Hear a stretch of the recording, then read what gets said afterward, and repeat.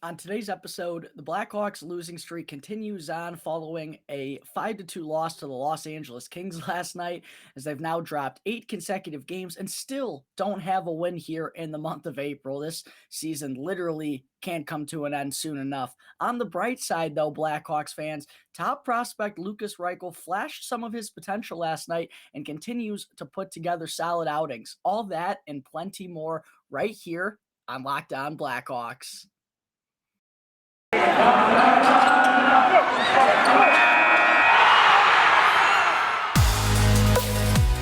You're Locked On Blackhawks, your daily podcast on the Chicago Blackhawks. Part of the Locked On Podcast Network, your team every day.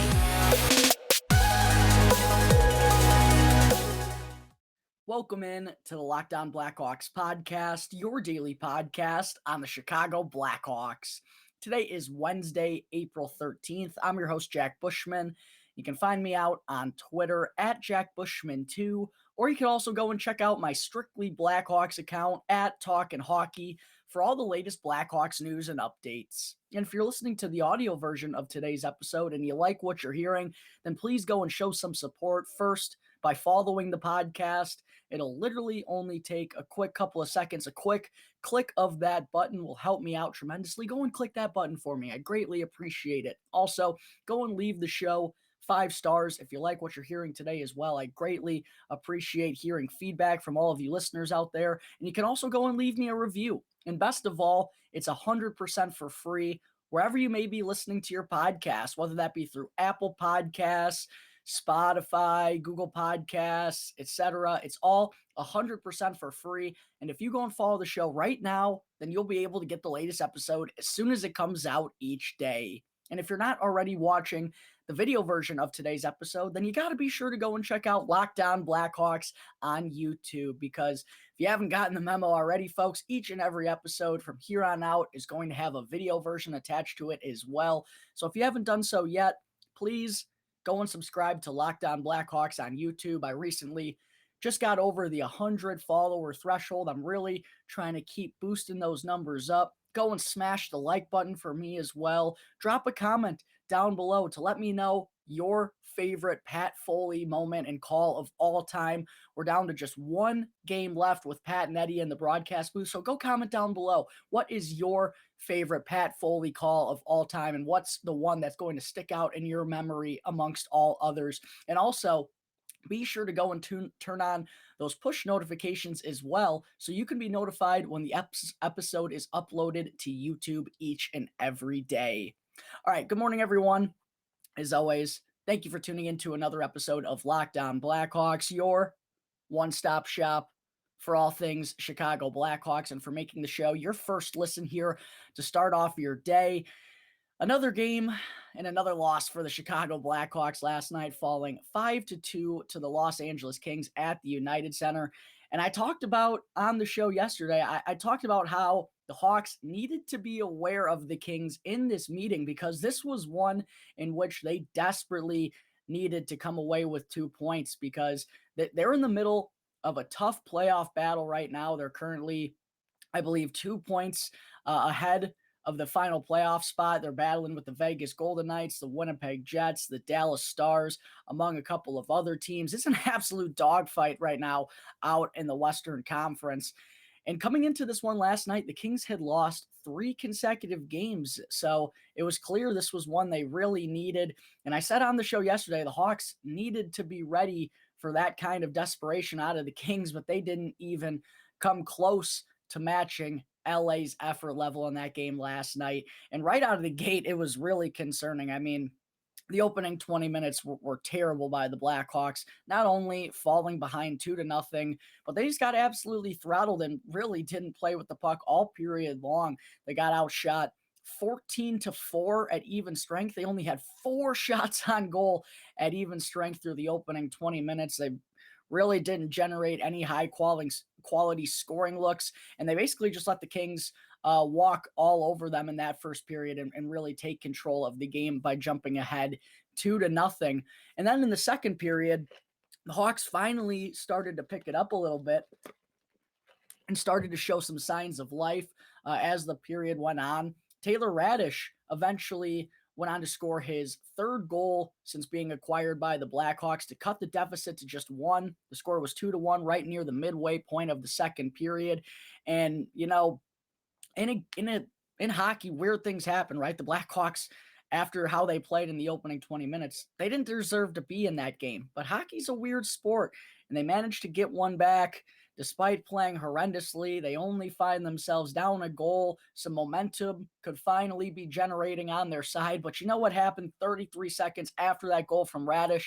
The Kings come back down the other way and add a goal themselves and regain control of this one and grab their two-goal lead back just like that. And I've talked about this on the show plenty of times throughout the year. And even the NBC Sports Chicago crew spoke about this during the second intermission as well, which I liked to see.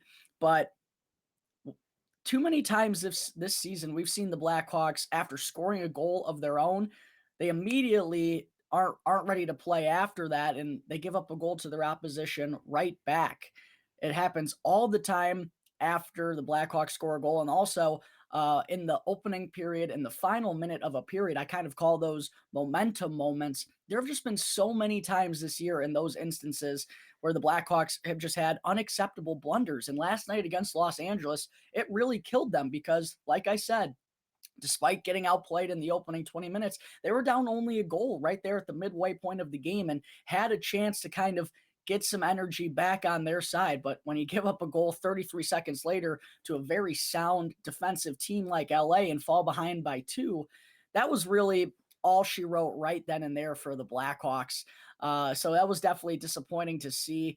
And I mean, when you give up those types of plays so consistently, when you don't win those momentum moments and you're not able to capitalize off of your opportunities, that's the sign of a bad team. And the Blackhawks have been guilty of this far too many times throughout the course of the season. It's no surprise why they're one of the worst teams in the entire NHL. They constantly put themselves in positions to fail. And as I said, after getting within a goal last night in the second period, even though they played horrible in the opening 20 minutes, they were right there, but then gave it right back to the Kings just 33 seconds after Taylor Raddysh found the back of the net. In the third period, the Kings went on to add another goal to jump up 4-1. Kind of a tough one to go in the back of the Hawks net. They had 2 goals actually bank in off of defenders last night, both of which came off of one of the Jones brothers. The second goal of the game for LA bounced in off Caleb Jones. And then the fourth goal changed direction a couple of times and ended up banking in off of Seth. Kind of ironic how on Sunday against Dallas, one of the only reasons the Blackhawks had life in that game was because Asa Lindell put 2 goals into the back of his own net. And now the Hawks, the next game, are guilty of doing the same. It just didn't come from the same player. It happened to come from the Jones brothers.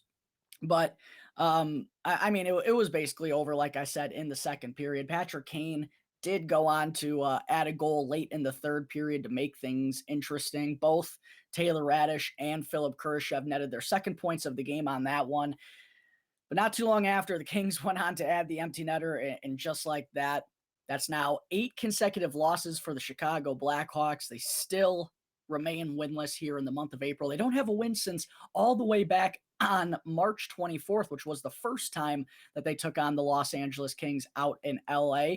And they're still without a win during this current 5-game homestand. They've dropped the first 4, and that homestand is going to come to an end on Thursday when the Hawks take on the San Jose Sharks. All right, there are some quick thoughts on the Blackhawks with yet another disheartening performance and a 5-2 loss to the Kings. Coming up in just a moment, I will get into a couple other takeaways that I had from the game, plus Pat Foley providing the only real entertainment last night. But first, I need to talk to you all about HelloFresh. With HelloFresh, you can get farm-fresh, pre-portioned ingredients and seasonal recipes delivered right to your doorstep. Skip trips to the grocery store and count on HelloFresh to make home cooking easy, fun, and affordable. That's why it's America's #1 meal kit. HelloFresh offers the flexibility that you need to easily customize your order online or through the app. Easily change your delivery day, your food preference, and even your plan size.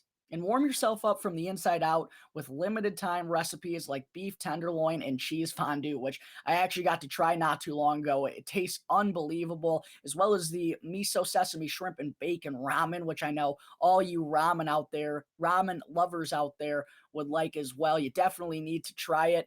And for a limited time offer, you can go to hellofresh.com/lockedon16 right now. And if you use the promo code LockedOn16, you can get up to 16 meals for free and also 3 free gifts. You heard that right, folks. You just got to go to hellofresh.com/lockedon16. Use the promo code LockedOn16 and you can get up to 16 free meals and 3 free gifts. HelloFresh, America's #1 meal kit. All right, we're back here on the Locked On Blackhawks podcast. Moving on into segment 2 today. I also wanted to share a couple of other quick takeaways that I had from last night's game as well. First, I wanted to talk about some of the lineup decisions that head coach Derek King made last night. Healthy scratches for this one for the forward group was Henrik Borgstrom, Tyler Johnson, and Dominic Kubalik as expected.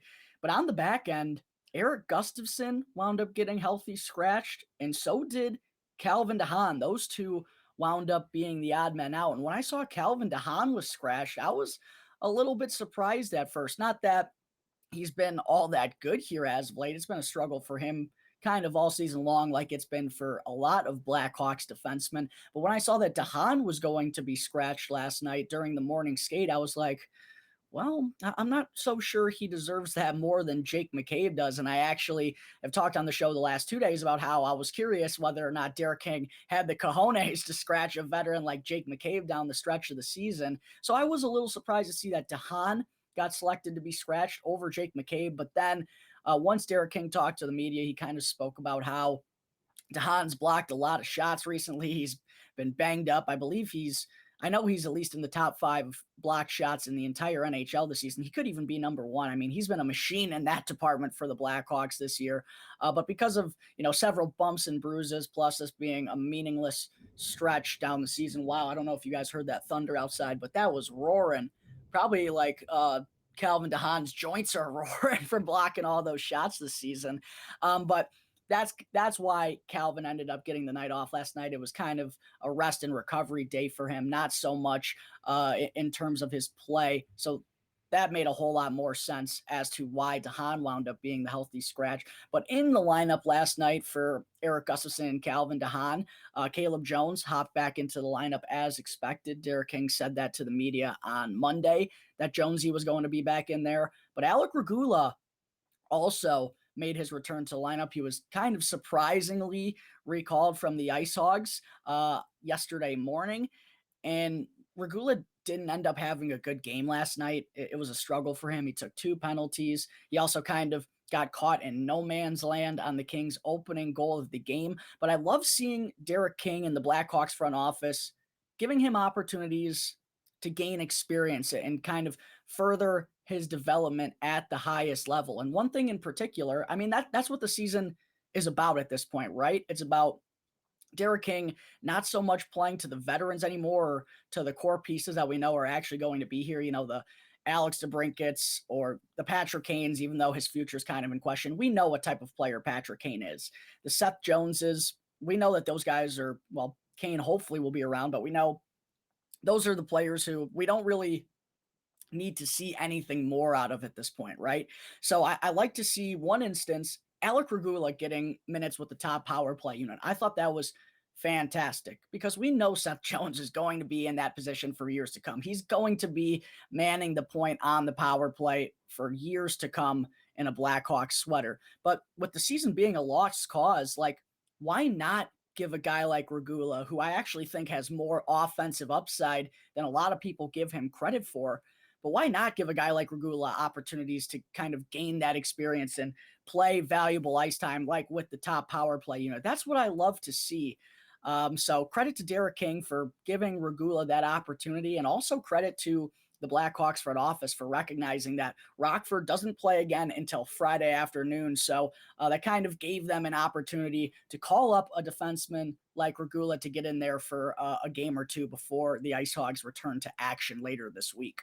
Also, the couple of main guys that I wanted to talk about from last night's game, all of them are young players who are likely going to be around throughout this rebuilding process, which is one of the very few positive takeaways from this game. But the first player I want to talk about was Taylor Raddysh, who I thought might have been the best Blackhawk on the ice last night. Not only picking up his second multi-point game since being acquired by the Blackhawks, but I thought he was just one of the few forwards who remained aggressive throughout the course of this game. One of the few forwards who was actively trying to put the pucks on net. He was doing the right things last night. Just sadly, a lot of his teammates didn't have quite the same effort. But a 2-point performance from Raddysh last night, and he also led the Blackhawks with 8 hits in just over 13 minutes of ice time. So both with and without the puck, I thought Raddysh had a really solid game last night, and like I said, was one of the few players who I thought brought their A game. And the second guy I want to talk about is Philip Kurashev, who recently has been making the most out of these top 6 opportunities as of late. And again, that's what these final 9 games are going to be about, or should be about at least. There's no point in continuing to roll with DeBrincat, Strome, and Kane. Like, we know what that top line can do. They've been on fire for months now. So give a guy like Philip Kurashev, who's still very young, give him an opportunity to have success, because it's been just such a tough year for Kurashev, right? And he talked about this himself, how he's mostly played top 6 minutes throughout his career up to this point. This season, he's kind of been jumbled all around the lineup. He's played, with the first line from time to time. He's also played with the fourth line from time to time. He's played alongside Grinders. He's been playing alongside Patrick Kane. He's just been kind of all over the place and hasn't found himself in kind of a comfortable role that he's been stuck in for more than 1 or 2 games, really. So it's really nice to see that Derek King is giving his young players an opportunity to have success and kind of further prove themselves at the NHL level, and to also understand the circumstances that they're in, right? Because this is what it's really all about. And for Kurashev, I mean, he's been making the most of it. Like I said, last night he picked up his second multi-point outing of the season. His last one came all the way back on February 17th versus the Columbus Blue Jackets. And with those 2 points last night, Kurashev now has 5 points in his last 7 games. And really, on both the goals the Hawks scored last night, he made a big impact. He had that nice primary assist to find Taylor Raddysh out front in the second period, and then in the third, even though it was garbage time, he made a heck of a play and heck of a job to recognize that he needed to kick the puck over to Taylor Raddysh to make that play happen. Raddysh ends up going backdoor to Kaner. So 2 really, I know the second one wasn't a primary assist, but that play wouldn't have happened without that kick from Philip Kurashev. So great to see him be just a whole lot more effective here recently than he's been kind of all season long. It's been a struggle for Kurashev, no other way about it. But one thing to remember is this kid is both a former 4th round pick, only back in 2018, and he's still only 22 years old. Like, he's really just kind of getting over the hump at the NHL level. And honestly, I don't even know if he should have been up at the NHL last year. He just broke the 100-game threshold recently. So he's really just starting to piece it all together and still is very young. And, for a 4th round pick that was taken in the 2018 draft, I think most folks would be happy that he even reached the NHL level. So I just hope all you Blackhawks fans out there keep kind of being patient with Philip Kurashev, because, like I said, still very young in terms of his development and his overall game. And I feel like he has a lot of the skills to be successful at the NHL level. Like, he's got a good offensive game. He's got great speed, which I think is probably his number one asset. The passing, it's kind of a work in progress. It's definitely not great, to say the least. But hopefully, with time and more experience and reps, he'll be able to further develop some of those playmaking skills and can be, a solid middle six or third line player for the Blackhawks sometime down the road. The other guy who I thought really stood out for the Blackhawks last night was top prospect Lukas Reichel, but I'm actually going to save that for the third and final segment on the show here today in just a minute. The last little thing I wanted to mention from last night was Pat Foley's call of the game. Of course, that's now down to only one game left in the Blackhawks broadcast booth. That's going to come on Thursday against the San Jose Sharks. But last night, I loved hearing Pat and Eddie just kind of go back and forth, sharing stories with one another throughout the years. And they really didn't pay all that much attention to the game, which I'm sure no one really minded. But it was hilarious when Pat called the Blackhawks out there at the end of the second period saying, is anyone going to start playing anytime soon? I mean, that's just kind of Pat Foley in a nutshell, right? Like that's a vintage Pat Foley moment right there, telling it how it is and, speaking his mind. And I think those are kind of the things that us Blackhawks fans, those are the reasons why us Blackhawks fans have fallen in love with Pat Foley over the years, so blunt, so honest, just calling the game the way that he sees it. And, I think that's, why people appreciate Pat and why people trust him to call games because he's going to tell it like it is. So obviously, Pat's going to be missed moving forward. He's down to just one final game. And listen, if you're sick of the Blackhawks and you don't want to watch this team anymore this season, I understand, but at least tune into Thursday's game against San Jose to hear Pat and Eddie in the broadcast booth for one last hurrah. All right, there are some thoughts that I had from the game last night against the Kings. Coming up in just a moment, I will get into top prospect Lukas Reichel having another tremendous performance despite not finding the score sheet once again. But first, I need to talk to you all about Built Bar, which is a protein bar that tastes just like a candy bar. It's the new year, so that means New Year's resolutions. And I know we're getting into April. We are in April. We're in the middle of April now. And I know at this point, it's very hard to stick to that resolution. But if yours is or was about getting fit or even eating healthier, then you got to be sure to include Built Bar in your plan because right now, you can get the best of both worlds with Built Bar, delicious and healthy. And have you tried Built Bar Puffs yet? Because if not, then you're seriously missing out on one of the best tasting Built Bars and protein bars on the market. And listen to these incredible flavors. You got cinnamon churro, coconut marshmallow, banana cream pie, cookies and cream. I mean, these are real protein bar flavors, all of which are 200 calories or less and have at least 17 grams of protein. And either way that you choose, either flavor that you want, Built Bar is going to make it easier to stick to your resolution because they taste so good, you're going to actually want to eat them. Unlike some other protein bars, which can be chalky, waxy, dry, or even just taste like a chemical spill. And even if you're not a huge fan of working out, you can at least eat something that tastes good and is also good for you. That way, when you enjoy a delicious Built Bar, you can almost count it as a workout. And for a limited time offer, go to BuiltBar.com right now and use the promo code LOCKED15 and you'll get 15% off your next order. That's BuiltBar.com with the exclusive promo code LOCKED15 to get 15% off your next Built Bar order. Welcome back to the Locked On Blackhawks podcast. I'm your host, Jack Bushman. Getting into segment 3 now today before I wrap things up.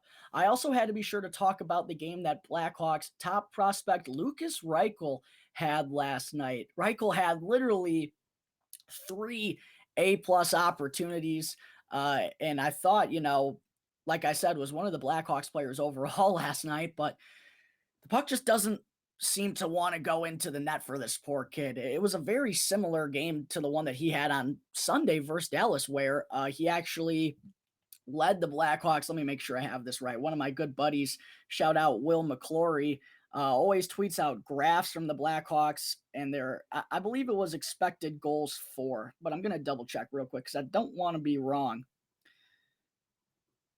Yes. The Blackhawks on ice expected goal differential Lukas Reichel on Sunday was the top of that chart among any player in the lineup. I don't think my buddy Big Will has tweeted out this graph from last night's game either, but if I had to guess, I'm going to imagine Lukas Reichel is for sure in the top 2 or 3 at the very least. He might even be on top once again. He's just had so many quality looks to net that first NHL goal and first NHL point.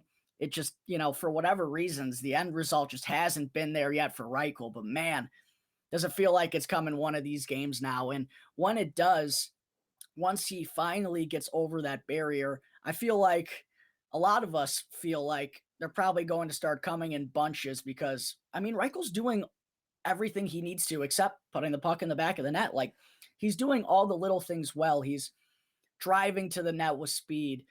He's recognizing the open areas on the ice. He's giving himself plenty of opportunities. He's using his speed to his advantage. The puck just isn't cooperating with him at this point. But if he keeps doing that, if he keeps that up, it's only going to be a matter of time. And it might not come this season, which I know some Blackhawks fans are not very patient and they want to see it right now. I understand that. But one thing to keep in mind is that Reichel has now played 8 NHL games on the year. And if he reaches 10, that's going to burn off the first year of his entry-level contract. Now, that might not be all that significant considering the position that the Blackhawks are in, right? Like, they're probably not going to be up against the salary cap these next few years. So re-signing Reichel a year early probably isn't going to be all that. It's not going to hurt the front office or hurt the organization moving forward, right? And we've even heard Kyle Davidson himself say that's really not a big issue for the team at this point, but it just is something to consider over the final few weeks of the regular season here. But even if it doesn't happen this year, I think a lot of people feel like it's coming, and a lot of people I feel like are super excited and should be excited about the future of this kid because I really think he has the game to have plenty of success here at the NHL level. And don't forget, Lukas Reichel is still only 19 years old. He's going to turn 20 in May, but still very raw in terms of his development and his overall game. So that's one thing to keep in mind. I know people might be a little frustrated that he's gone 8 games without recording a point yet, but he's still very young. And, it's kind of just a bonus that he's getting in NHL games already this year. Don't forget, this is his first year over in North America as well. Just last season, he was playing in the DEL, which no knock on the DEL, but there are plenty of better leagues over in Europe. So this is a pretty massive leap for Lukas Reichel to make. And based on what, we've all seen, especially in these last 2 or 3 games, I feel confident in saying that better days are coming for Lukas Reichel. He's so close to having that breakout. I think we can all feel it. And like I said, once he gets over that barrier and once he gets that first one in, I feel like it could be coming in bunches. And I definitely can't wait to see that, and definitely can't wait to see what type of player Lukas Reichel is going to be down the road, because I think we all feel like he's going to be a very key player during this rebuild that the Blackhawks are currently going through. All right, folks, I think that is going to wrap up Wednesday, April 13th episode of Locked On Blackhawks. Thank you all again for tuning into the show, and be sure to go and follow and subscribe to Locked On Blackhawks, and you'll be able to get the latest episode as soon as it comes out each day. And after the show, be sure to go and check out the Locked On Fantasy Hockey podcast, as hosts Steele Roden and Flip Livingstone help you become the expert of your fantasy league. It's free and available on all platforms, so be sure to check out Locked On Fantasy Hockey right now, wherever you get your podcasts. Once again, thank you for tuning into today's show. I'm your host, Jack Bushman. You can find me out on Twitter at JackBushman2, or you could also go and check out my Strictly Blackhawks account at Talkin' Hockey for all the latest Blackhawks news and updates. And for any questions at all regarding anything related to the show or to the Blackhawks, feel free to email lockedonblackhawks@gmail.com. You can also go and hit me on any one of my Twitter accounts, or you can call 708-653-0572 to leave a voicemail. So until tomorrow's episode, thanks again for checking in to the Locked On Blackhawks podcast, part of the Locked On Podcast Network, your team every day.